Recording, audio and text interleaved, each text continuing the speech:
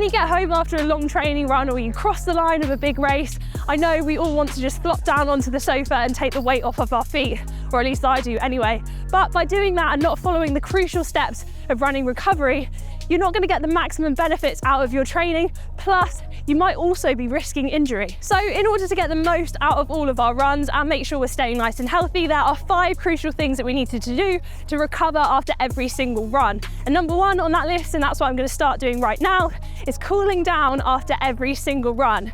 How I'm going to do this is I'm going to bring the pace right down. This is going to help my cardiovascular system return back to normal nice and slowly. It's going to bring my heart rate down. It's also going to help bring my muscle temperature back down, all whilst maintaining blood flow to my muscles. Professional runners might spend up to 30 minutes cooling down after a big session or race, and they could also potentially add in some cross training after that as well. But if you're a beginner runner, then just stopping and slowing down to a walk after your session for 5 minutes is still going to give you some great benefits as well. Right, let's head inside for some more recovery. I'm quite parched. Number 2 then is to rehydrate. Over 60% of the human body is made up from water, and you lose a lot of that just by existing throughout the day, let alone exercising. In fact, elite runners completing a marathon can lose up to 2 centimeters in height and 2 to 5 kilograms in weight during a marathon from fluid loss, according to the Journal of Medical Science. The key though is not to chug litres and litres of water. You want to sip little and often throughout the day after your run.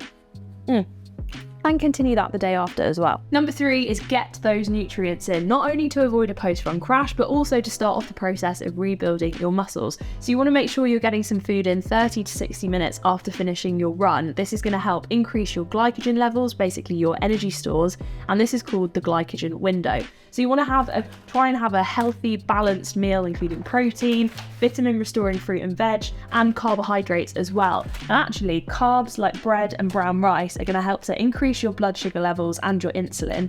And this is going to help with glycogen resynthesis, which essentially, ultimately, is going to help rebuild your muscles ready for the next run. Protein is especially important for muscle repair and growth too. Lean protein, so things like beef, fish, poultry, dairy, eggs, and tofu are all going to help because they contain essential amino acids, which helps with the repair of micro tears that come from the strain of running. Now, you might be wondering how much protein to take on, and this is going to depend on a number of different factors, such as body weight, overall fitness goals, plus the duration and intensity of your workout. But as a general guideline, it's recommended to take on 20 to 30 grams of protein post-workout in the first hour after that workout. Number 4 is stretching. Now, a lot of runners like to use a foam roller, and this is going to help by loosening off a thin sheet-like layer covering your muscles known as fascia. And this is going to help decrease the risk of DOMS, delayed onset muscle soreness, and also increase your flexibility. It should also help increase blood flow and speed up recovery by helping to filter out stuff like lactic acid and other metabolic byproducts associated with swelling and soreness.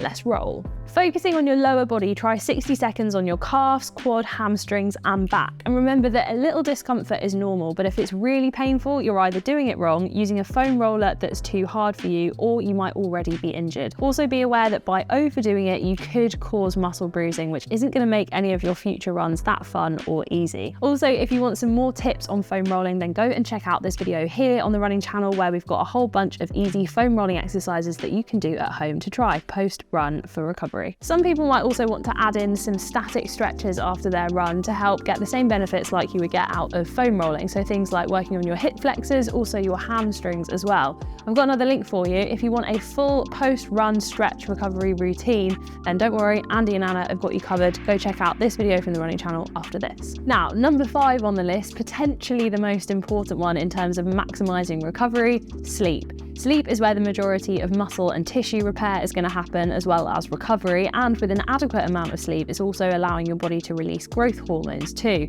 The other thing about sleep, maybe this is a more obvious one, is it allows for energy restoration. So if you get enough sleep, this is going to allow your body to replenish its energy stores and top up glycogen in the muscles and liver, allowing you to feel restored and energized, ready for your next run. Now, this isn't totally linked to running, but it does help to explain my point. So Stanford University School of Medicine found that when they asked their college basketball players to sleep for longer than their normal sleeping pattern, they actually got faster and more accurate compared to when they just carried out their normal sleeping pattern.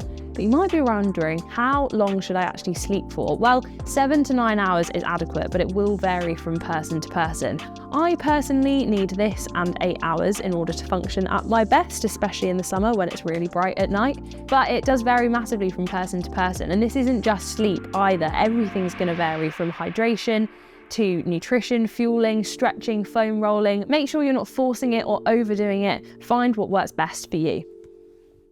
If you are looking to come back to running after a big race and you're looking to recover from that race, the key thing is to come back to running, one, when you feel ready, but also to keep doing it. Keep getting some active recovery in. If you try to cram in lots of running after taking a big break, you might be risking injury and you're not going to be able to hit the paces that you are before. So ease into it, but keep your legs ticking over so that you feel recovered. If you're looking for some advice on that type of running, then go check out this video right here with Anna.